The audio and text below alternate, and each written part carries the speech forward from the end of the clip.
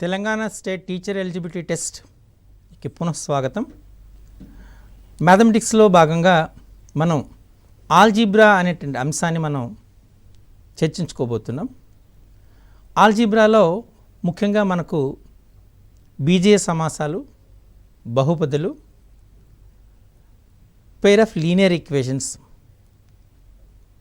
Quadratic equations అంటే వర్గ బహుపదులు అనేటువంటి అంశాలు అనేటువంటి ఉన్నాయి. మనం బీజీ సమాసాలు, బహుపదులు, బహుపదుల రకాలు, బహుపది పరిమాణము గురించి నేర్చుకున్నాం. ఈ శీర్షికలో మనం పెయిర్ ఆఫ్ లీనియర్ ఈక్వేషన్స్ గురించి నేర్చుకోబోతున్నాం. A x plus b y, a x plus b y plus c is equal to 0 అనేటువంటి రేఖీయ సమీకరణాన్ని a linear equation in 2 variables అని అంటారు.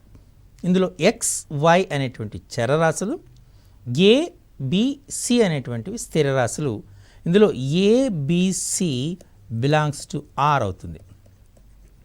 ఇప్పుడు మనం 2 సమీకరణాలను తీసుకుంటున్నాం. a1x plus b1y plus c1 equal to 0, a2x plus b2y plus c2 equal to 0 అనేటువంటి 2 రేఖీయ సమీకరణాలు తీసుకుంటున్నాం. A x plus b y plus c equal to 0ని మనం లీనియర్ ఈక్వేషన్ ఇన్ 2 వేరియబుల్స్ అంటారు. ఇందులో ఎక్స్, వై అనేటువంటిది చరరాశులు, ఏబిసి అనేటువంటివి స్థిరరాశులు. A b c belongs to R. a1x plus b1y plus c1 equal to 0, a2x plus b2y plus c2 equal to 0 అనేటువంటి 2 రేఖీయ సమీకరణాలు తీసుకుందాం. ఆ రేఖీయ సమీకరణాల మధ్య సంబంధాన్ని మనం ఇప్పుడు పరిశీలిద్దాం. ax plus by plus c equal to 0 అనేటువంటి రేఖీయ సమీకరణం ఎల్లప్పుడూ ఒక సరళ రేఖను సూచిస్తుంది అనే విషయాన్ని గుర్తుపెట్టుకోవాలి. ఈ కింది 2 సమీకరణాలు కూడా మనకు సరళ రేఖను సూచిస్తాయి కదా. కాబట్టి సరళ రేఖలకి ఏవైనా 2 సరళ రేఖలు తీసుకున్నప్పుడు వాటికి 3 సందర్భాలు ఉన్నాయి. ఒకటి, ఆ 2 సరళ రేఖలు ఖండించుకునే అవకాశం ఉంటుంది. 2, ఆ 2 సరళ రేఖలు ఖండించుకోకుండా ఒకదానికొకటి సమాంతరంగా ఉండే సందర్భం ఉంటుంది. 3, ఆ 2 రేఖలు ఒకదాని మీద ఒకటి అధ్యారోహణం చెందే అవకాశం ఉంటుంది. అంతేనా? కండిషన్ చూద్దాం. ఇదొక సరళ రేఖ, ఇదొక సరళ రేఖ. ఈ 2 సరళ రేఖలు ఎల్ అనేటువంటిది ఒక సరళ రేఖ, ఎం అనేటువంటి సరళ రేఖ. ఈ 2 ఖండించుకునే ఒక సందర్భం ఒకటి ఉంటుంది. అలాగే ఎల్ అనేటువంటి సరళ రేఖ, ఎం అనేటువంటి సరళ రేఖ, ఈ 2 ఒకదానికొకటి సమాంతరంగా ఉండే సందర్భం ఉంటుంది. ఎల్ అనే సరళ రేఖ, ఈ ఎల్ పైనే ఇంకొక సరళ రేఖ ఉంది ఎం. ఎల్, ఎం ఒకే సరళ రేఖపై ఉన్నాయి. అంటే ఒకదాని మీద ఒకటి అధ్యారోహణం చెందే అవకాశం ఉంటుంది. ఇక్కడ 2 సరళ రేఖలు ఖండించుకుంటే ఒక ఖండన బిందువు ఉంది. 2 సరళ రేఖలు ఖండించుకోకపోతే సమాంతరంగా ఉంటే ఖండన బిందువులు లేవు. 2 సరళ రేఖలు ఒకదాని మీద ఒకటి అధ్యారోహణం చెంది ఉంటే అనంతమైన ఖండన బిందువులు ఉన్నాయి. ఈ ఖండన బిందువులకి సరళ రేఖలతో సూచించబడిన సమీకరణాల సాధనలకి మధ్య సంబంధం ఉంది. ఈ విషయాన్ని చాలా జాగ్రత్తగా గుర్తుపెట్టుకోవాలి. ఖండన బిందువుల సంఖ్య సరళ రేఖల లేదా సరళ రేఖలతో సూచించబడిన సమీకరణాల సాధనల సంఖ్య సమానంగా ఉంటాయి. ఖండన బిందువుల సంఖ్య 1 అనుకోండి, సమీకరణాల సాధనల సంఖ్య 1 అవుతుంది. ఖండన బిందువుల సంఖ్య 0 అయిందనుకోండి, సమీకరణాల సాధనాల సంఖ్య 0 అవుతుంది. ఖండన బిందువుల సంఖ్య అనంతం అనుకోండి, సమీకరణ సాధనాల సంఖ్య అనంతం అవుతుంది. అయితే ఇప్పుడు ఎన్ని ఉంటాయో మనం ఇప్పుడు జాగ్రత్తగా పరిశీలిద్దాం. ఎలా, ఏ రకంగా ఉంటాయని చూద్దాం. మీకు చెప్పాను కదా, a1x plus b1y plus c1 equal to 0 అనే సరళ రేఖను తీసుకుందాం, లేదా రేఖీయ సమీకరణం తీసుకుందాం. a2x plus b2y plus c2 అనేటువంటి ఇంకొక రేఖీయ సమీకరణం తీసుకుందాం. వీటి గుణకాలను మనం పరిశీలిద్దాం. a1 by a2, b1 by b2, c1 by c2 తీసుకుందాం. ఈ 2 సమానం అయ్యాయో అనుకోండి, సమానమైతే ఆ రెండు సమీకరణాల సాధనల సంఖ్య, ఆ రెండు సమీకరణాలు తీసుకుంటే ఆ రెండు సమీకరణాలకు సాధనలు అనంతమవుతాయి. అనంతము, ఇన్ఫైనైట్ అవుతాయి. అది గుర్తుపెట్టుకోండి. అదే a1/a2 is equal to b1/b2 which is not equal to c1/c2 అయిందనుకోండి, ఒకే ఒక సాధన ఉంటుంది. సరే, 0 ఉంటాయి. ఎందుకు? ఇది మనకు సమాంతర రేఖలు సూచిస్తుంది కాబట్టి. అదే a1/a2 is not equal to b1/b2 is not equal to c1/c2 అయితే ఒకే ఒక సాధన ఉంటుంది. ఈ విషయాన్ని చాలా జాగ్రత్తగా గుర్తుపెట్టుకోవాలి. a1/a2 equal to b1/b2 equal to c1/c2 అయిందనుకో అనంతం అవుతాయి సాధనలు. a1/a2 is equal to b1/b2 is not equal to c1/c2 అయితే 0 అవుతుంది, సాధనలే ఉండవు. a1/a2 is not equal to b1/b2 is not equal to c1/c2 అయితే 1 అవుతుంది. క్లియర్? వీటిపైన మనకు టెట్ ఎగ్జామ్లో క్వశ్చన్స్ ఎలా ఇస్తారో చూద్దాం. kx minus y plus 2 equal to 0 అనేటువంటి ఒక సమీకరణము, 6x minus 2y is equal to 3 అనేటువంటిది వేరే సమీకరణము. మనకు ఈ సమీకరణాలు అనేటువంటివి ఒకే ఒక సాధనను కలిగి ఉన్నాయి. ఒకే సాధన, యూనిక్స్, ఒకే సాధన కలిగి ఉన్నాయి. అయితే k విలువ ఎంత? k is equal to how much? ఇక్కడ ఆప్షన్స్ ఇచ్చాడు. a ఈజ్ ఈక్వల్ టు అంటే, లేదా option A 3, option B not equal to 3, option C not equal to 0, option D equal to 0 అని ఇచ్చాడు. కేవలం ఒకే ఒక సాధన ఉంటుంది అన్నాడు. అంటే ఒకే ఒక సాధన ఉంది అంటే మనకి ఏమంటే తీసుకున్నాము, మనం ఏం తీసుకోవాలి? k/6 మైనస్ 1/-2 ఈ రెండు నాట్ ఈక్వల్ టు అవ్వాలి.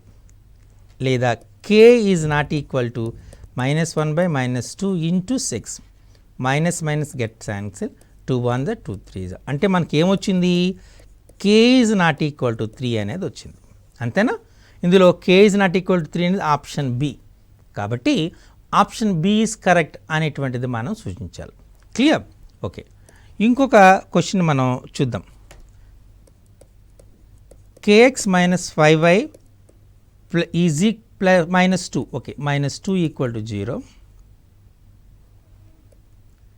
6x plus 2y minus 7 equal to 0 has no solutions.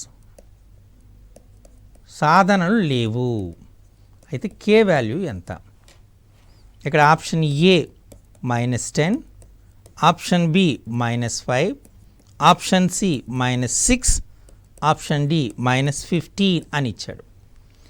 kx minus 5y -2 equal to 0, 6x plus 2y minus 7 equal to 0 has no solutions అన్నాడు. నో సొల్యూషన్స్ అంటే మనం ఏ కండిషన్ తీసుకుంటాము? k/6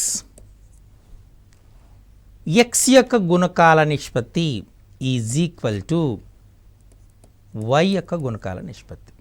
అంతేనా?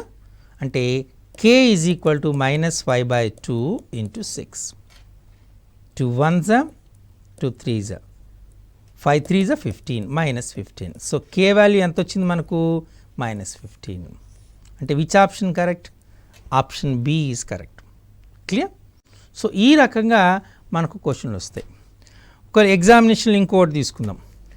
y is equal to x, y equal 0, x is equal to 6 అనేటువంటి ఈ మూడు రేఖలతో ఏర్పడేటువంటి త్రిభుజం యొక్క వైశాల్యం ఎంత? దీని వైశాల్యం అడిగాడు.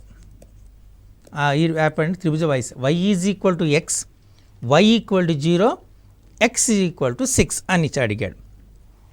దానికి option A 36 square units, option B 18 square units, option C 9 square units, option D 72 square units ఇచ్చాడు. ఇది అడిగాడు. మనం ఒక గ్రాఫ్ గీసుకుందాం. ఇలా y ఈక్వల్ టు x అనేటువంటిది ఇది y ఈక్వల్ టు x, మూల బిందువు గుండా పోయేటటువంటిది.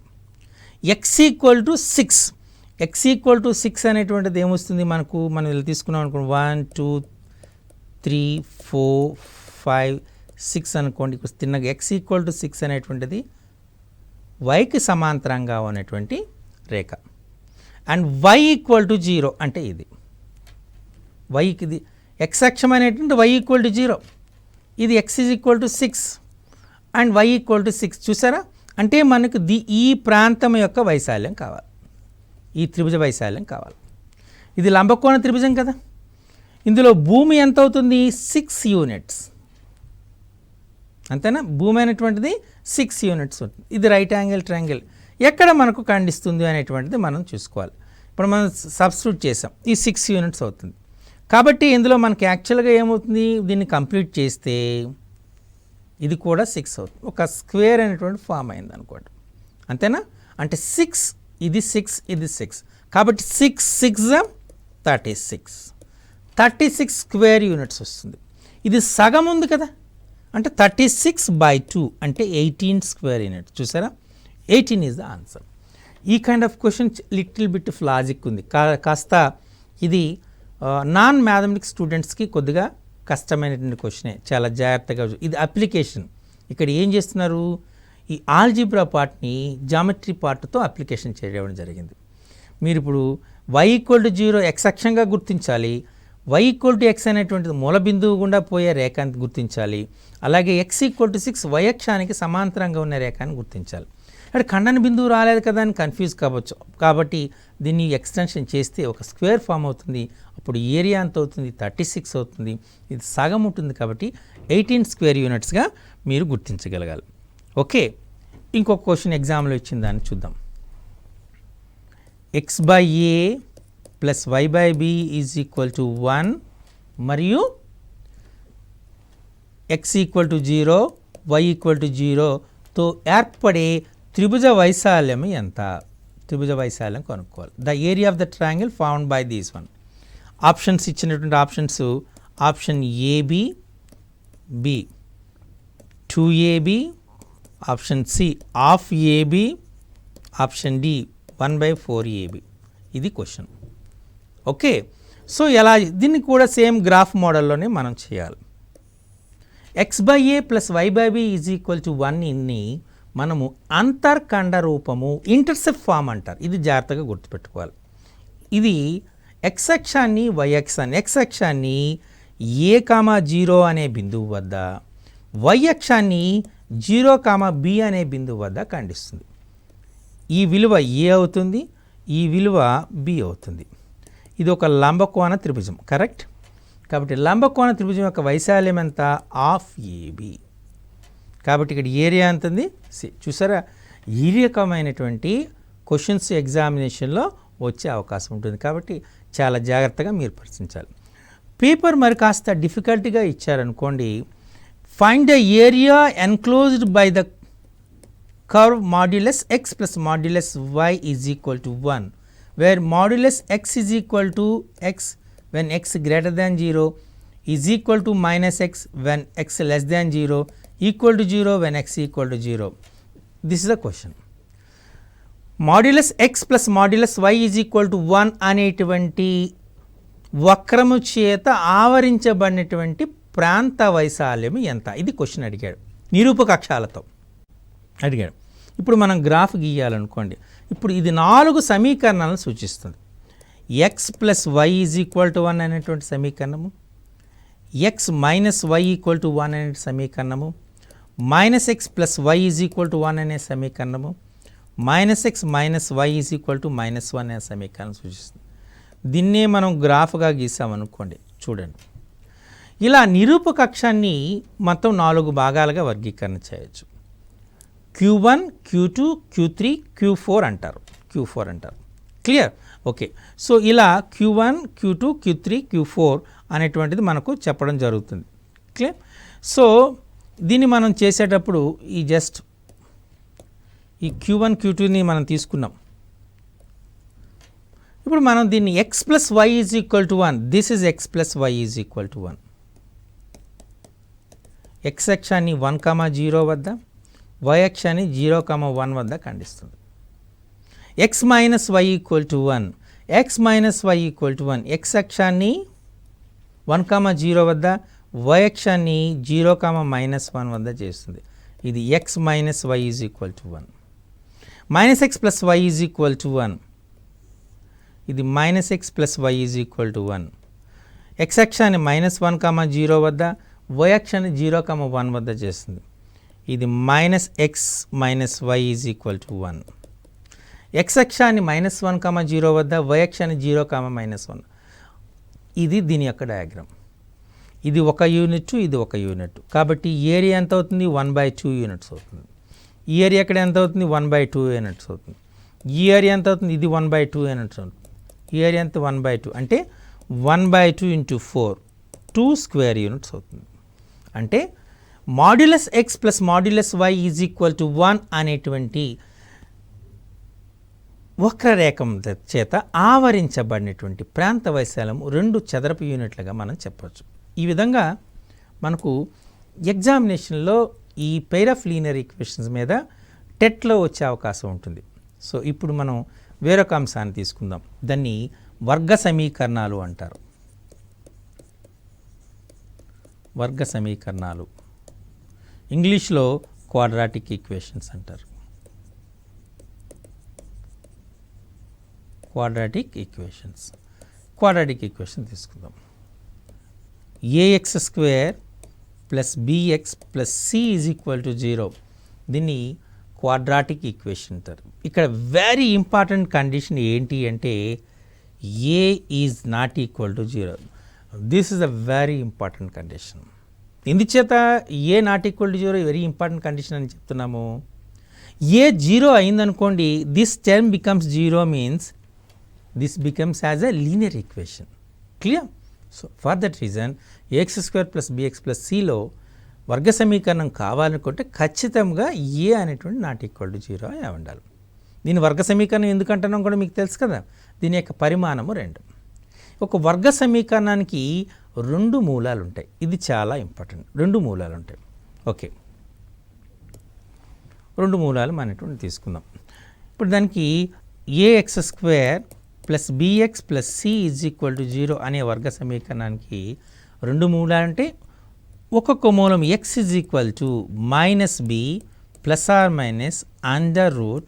√b² - 4ac/2a. ఇది ఒక వర్గ సమీకరణం యొక్క మూలాలను కనుక్కోవడానికి ఉపయోగించేటటువంటి సూత్రం. ఇందులో -b ఒకటి ఏమొస్తుంది? -b +√b² - 4ac/2a అనేటువంటిది ఒక మూలము. -b -√b² - 4ac/2a అనేది మరొక మూలం అన్నమాట. ఇవి మూలాలు. దీన్ని చాలా జాగ్రత్తగా గుర్తుపెట్టుకోవాలి. ఓకే, ఇప్పుడు మనం ఇందులో జనరల్గా మూలాన్ని ఆల్ఫా, బీటా అనేటువంటి అక్షరాలతో సూచిస్తాం.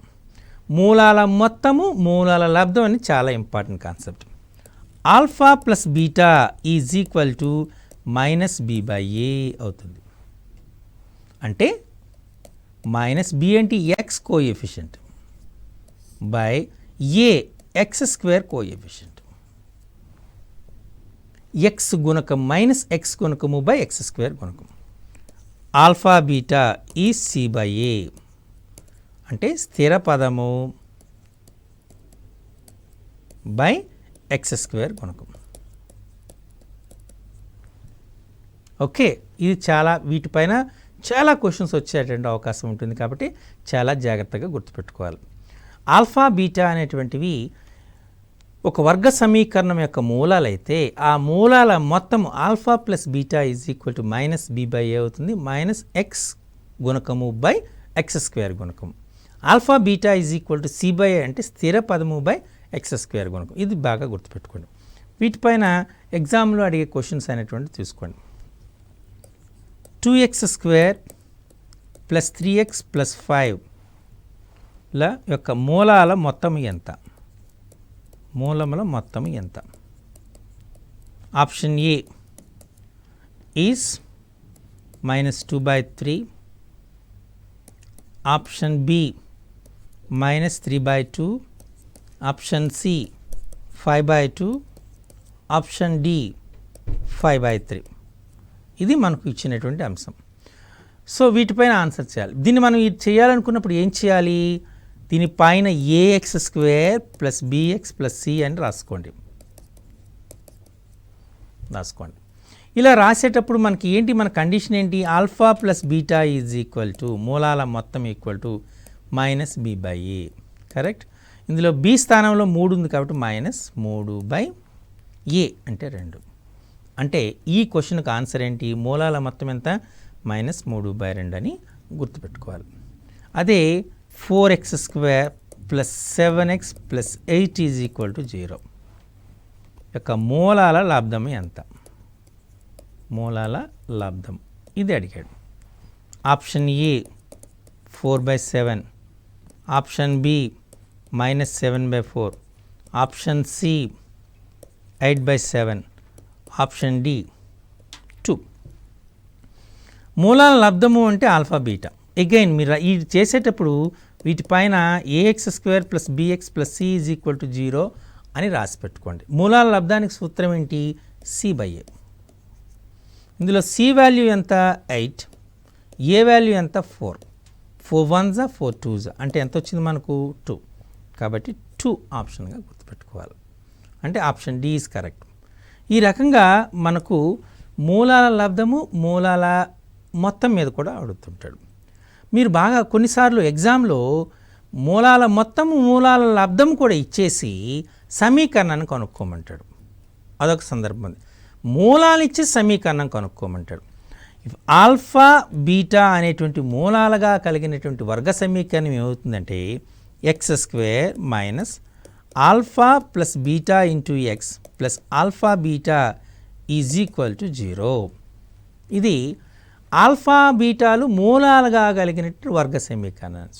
లేదా ఇంకో రకం కూడా చెప్పుకోవచ్చు. దీన్ని ఎక్స్ స్క్వేర్ మైనస్ మూలముల మొత్తము ఇంటూ ఎక్స్. కరెక్ట్. మూలాల మొత్తము ఇంటూ ఎక్స్ ప్లస్ మూలముల లబ్ధము ఈజ్ ఈక్వల్ టు 0. క్లియర్. ఈ రకంగా దీనికి ఎగ్జామినేషన్లో ఎలా అడుగుతాడంటే ఒక వర్గ సమీకరణం యొక్క మూలాల మొత్తం, మూలముల మొత్తము -4, మూలముల లబ్ధము 8 అయినచో ఆ సమీకరణాన్ని కనుక్కోండి అంటాడు. అక్కడ ఆప్షన్ ఏ ఇస్తాడు. X square minus 8x plus 4, option B x square minus 4x plus 8, option C x square plus 4x plus 8, option D x square plus 8x minus 4. ఇది క్వశ్చన్ ఇచ్చాడు. ఓకే. సో మూలాలు మనకి formula ఏంటి? X square minus alpha plus beta into x plus alpha beta equal to 0. ఇంతే కదా మనకి equation. X square మూలముల మొత్తం ఎంత ఇచ్చాడు? -4 కాబట్టి -4 ఇంటూ ఎక్స్. మూలాల లబ్ధం ఎంత? 8 అంటే ఏమొస్తుంది? X square minus of minus అంటే plus, plus 4x plus 8 equal to 0. Clear. అంటే మనకి ఏమొచ్చింది? Option C. సో ఈ రకంగా కూడా మనం అడిగే అవకాశం ఉంటుంది. కాబట్టి చాలా జాగ్రత్తగా మరి చూడాలి, తొందరపడి చేయకుండా ఉండాలి. ఓకే. ఇంకో సందర్భంగా అడుగుతాడు. అంటే 2 + √3, 2 - √3 మూలాలుగా కలిగినటువంటి సమీకరణం కావాలంటాడు. మూలములు గాగల సమీకరణం అడుగుతాడు. Okay. Option A x square plus 4x plus 3 is equal to 0, option B x square plus 4x plus 1 equal to 0, option C x square plus 4x plus 2√3 is equal to 0, option D x square plus 2 + √3 2√3 into x plus 4 equal to 0. ఇది మనకు అడిగిన question. So మనకి ఇక్కడ ఇచ్చినటువంటిది ఏంటి, X square plus 4x plus 2√3 = 0 అని ఇచ్చాడు కదా. మనం ఇప్పుడు చూద్దాం ఏంటి మనకు కండిషన్ ఏంటి ఇచ్చినటువంటిది, ఎక్స్ స్క్వేర్ మైనస్ మూలముల మొత్తము 2 + √3 plus 2 - √3 into x plus 2 + √3 into 2 - √3 is equal to 0. X square minus ఈ ప్లస్ √3 మైనస్ √3 ఈ రెండు క్యాన్సిల్ అవుతున్నాయి, అంటే 4x. ఇక 2 + √3 ఇంటూ 2 - √3 అంటే 4 - 3 = 0. అంటే మనకేమొస్తుంది, x square minus 4x plus 1 = 0. ఇది మన ఆన్సర్ అన్నమాట. క్లియర్. ఈ రకంగా మనం సమీకరణాన్ని రాయడం జరుగుతుంది. ఇందులో మనకు x is equal to -b plus or minus under root b² - 4ac/2a అనే దాన్ని తీసుకున్నారు ఎక్స్ వాల్యూ. ఈ b² - 4ac అనే విలువ పైన ఈ ఎక్స్ అంటే మూలం యొక్క స్వభావం ఆధారపడుతుంది, అంతేనా. ఎందుచేత స్క్వేర్ రూట్ మైనస్ అయిందనుకోండి, అది ఇమాజినరీ నెంబర్స్ కల్పిత సంఖ్యలు అవుతాయి. పర్ఫెక్ట్ స్క్వేర్ అయిందనుకోండి, ధన పూర్ణాంకం అవుతుంది. అలా కాకుండా పర్ఫెక్ట్ స్క్వేర్ కాలేదనుకోండి, మనకు అది కరణీయ సంఖ్య అవుతుంది. చూసారా, అంటే b² - 4ac యొక్క విలువ ఆధారంగా ఎక్స్ విలువ మారుతుంది. కాబట్టి it discriminates the nature of the root. కాబట్టి దీన్ని ఇంగ్లీష్లో డిస్క్రిమినెంట్ అంటారు, తెలుగులో విచక్షణి అంటారు. b² - 4acని విచక్షణి అంటారు. ఇది ఒక చాలా ఇంపార్టెంట్ కాన్సెప్ట్. ఇంగ్లీష్లో డిస్క్రిమినెంట్, దీన్ని డెల్టా అనేటువంటి అక్షరంతో సూచిస్తారు. ఇక్కడ డెల్టాకు ఏదైనా ఒక వాస్తవ సంఖ్యకు 3 లక్షణాలు ఉంటాయి. దాన్ని లా ఆఫ్ ట్రైకోటమీ అంటారు. అంటే ఇక్కడ మనకు డెల్టా ఈక్వల్ టు 0 అని అవుతుంది, డెల్టా గ్రేటర్ దాన్ 0 అని అవుతుంది, డెల్టా లెస్ దాన్ 0 అవుతుంది. ఇది 3 సందర్భాలు అన్నమాట. ఏదైనా ఒక సంఖ్య 0కి సమానం అవుతుంది, 0 కన్నా ఎక్కువ అవుతుంది, 0 కన్నా తక్కువ అవుతుంది. 0కు సమానమైంది అనుకోండి, మూలాలు వాస్తవాలు సమానాలు, వాస్తవాలు సమానాలు, roots are equal and real. Greater than 0 అయిందనుకోండి, వాస్తవాలు విభిన్నాలు, డిఫరెంట్, రియల్ అండ్ డిస్టింక్ట్ అవుతాయి. మూలాలు డెల్టా లెస్ దాన్ 0 అనుకోండి, మూలాలు సంకీర్ణాలు అవుతాయి. ఇది చాలా ఇంపార్టెంట్ కండిషన్. మీకు ఎగ్జామినేషన్లో కూడా వీటిపైన క్వశ్చన్స్ ఎక్కువగా వచ్చే అవకాశం ఉంటుంది. Delta is equal to b² - 4ac, దీన్ని విచక్షణి అంటారు. డెల్టాకి 3 సందర్భాలు ఉన్నాయి. డెల్టా ఈక్వల్ టు 0 అయితే వాస్తవాలు సమానాలు అవుతాయి, గ్రేటర్ దాన్ 0 అయిందనుకోండి వాస్తవాలు విభిన్నాలు అవుతాయి, డెల్టా లెస్ దాన్ అయిందనుకోండి సంకీర్ణాలు అవుతాయి. ఇప్పుడు మనం టెట్లో ఇచ్చినటువంటి క్వశ్చన్ ఎలా ఉందో చూద్దాం. 2x² + 3x + 5 is equal to 0. మూలాల స్వభావం ఏంటి? ఆప్షన్ ఏ వాస్తవాలు సమానాలు, ఆప్షన్ బి వాస్తవాలు విభిన్నాలు, ఆప్షన్ సి సంకీర్ణాలు, ఆప్షన్ డి ఏది కాదు. ఇది మనకి ఇచ్చినటువంటి. సో మరి దీనికోసం మనం చేయవలసిన ఎలా చేస్తాము, మనం దీన్ని తీసుకుందాం. ఏమిచ్చాడు? 2x² + 3x + 5 = 0. క్వాడ్రాటిక్ ఈక్వేషన్స్ వర్గ సమీకరణాలకు ఏమి ఇచ్చినా మీరు దాని కింద లేదా పైన ఆ ax² + bx + c = 0 రాసుకోమని చెప్పాను. అప్పుడు ఏ వాల్యూ ఎక్కడ ఎంత అవుతుంది? 2, బి వాల్యూ ఎంత అవుతుంది? 3, సి వాల్యూ ఎంత అవుతుంది? 5. మనకు దేని బట్టి చెప్తాం? డెల్టా వాల్యూ అని చెప్తాం. Delta is equal to b² - 4ac. అంటే బి ఎంత? 3, 3² - 4ac, a2, c is 5. 3² అంటే 9, 4 2 8, 8 5 40, 9 - 40 - 31 లెస్ దాన్ 0. కాబట్టి మూలాలు ఏమవుతాయి? సంకీర్ణాలు అవుతాయి, అంతేనా? ఒకసారి మనం చూస్తే సంకీర్ణాలు. కాబట్టి ఆప్షన్ మనకి ఏమొస్తుంది? సంకీర్ణాలు ఆప్షన్ సిగా చెప్పుకోవచ్చు. ఈ రకంగా మనం ఎగ్జామినేషన్లు ఇచ్చే క్వశ్చన్లు చేయాలి. సో ఈ శీర్షికలో మనం పెయిర్ ఆఫ్ లీనియర్ ఈక్వేషన్స్, వాటి యొక్క మధ్య ఉన్నటువంటి సంబంధాన్ని నేర్చుకున్నాం. ఈక్వేషన్స్ అనేటువంటి ఎప్పుడు అనంతమైన సాధనలు కలిగి ఉంటాయి, ఎప్పుడు ఏక సాధన కలిగి ఉంటుంది, ఎప్పుడు సాధన కలిగి ఉండదని కండిషన్ నేర్చుకున్నాం. అలాగే మనం క్వాడ్రాటిక్ ఈక్వేషన్, వర్గ సమీకరణం అంటే ఏంటి, వర్గ సమీకరణానికి ఎన్ని మూలాలు ఉంటాయి, ఈ వర్గ సమీకరణాన్ని ఇలా సాధించాలి, అలాగే వాటి యొక్క మూలాలు కనుక్కోవడానికి సూత్రం ఏంటి, మూలాలు ఇచ్చినప్పుడు వర్గ సమీకరణం ఏ విధంగా కనుక్కోవాలి, ఈ మూలాల్లో ఉన్నటువంటి b² - 4ac దాన్ని ఏమంటారు, దాన్ని విచక్షణ అంటాం. విచక్షణ ఆధారంగా మూలాల స్వభావం ఎలా చెప్తాము అనేటువంటి అంశాలను నేర్చుకున్నాం. వీటిపైనే ఎగ్జామినేషన్లో క్వశ్చన్స్ వస్తాయి. వాళ్ళు ఆల్రెడీ ఎగ్జామినేషన్లో ఇచ్చే క్వశ్చన్స్ని కొన్ని డిస్కస్ చేసాం. మరికొన్నిటిని మరో శీర్షికలో తెలుసుకుందాం. నమస్తే.